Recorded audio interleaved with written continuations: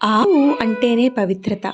పురాతన కాలం నుండి ఆవు నుండి వచ్చే పాలు, నెయ్యి, మూత్రం, పేడకి ఎంతో ప్రాముఖ్యత ఉంది. ఆవు పేడలో ఔషధ గుణాలు, రోగ నివారక గుణాలు ఉన్నాయి.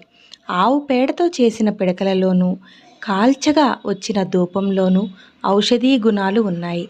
వాతావరణాన్ని పరిశుద్ధం చేస్తుంది.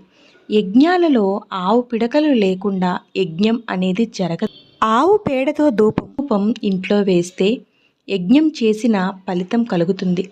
ఎన్నో పరిశోధనలలో కూడా మానసికంగా, ఆధ్యాత్మికంగా ఆవు పిడకల నుండి వచ్చే పొగ వల్ల మనిషి మూలాధార శక్తి ప్రభావితమైంది.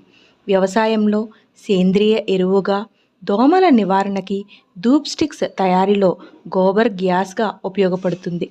విషపూరితమైన గాలిని శుద్ధి చేసి పర్యావరణాన్ని కాపాడి మనసుకు ప్రశాంతత లభిస్తుంది.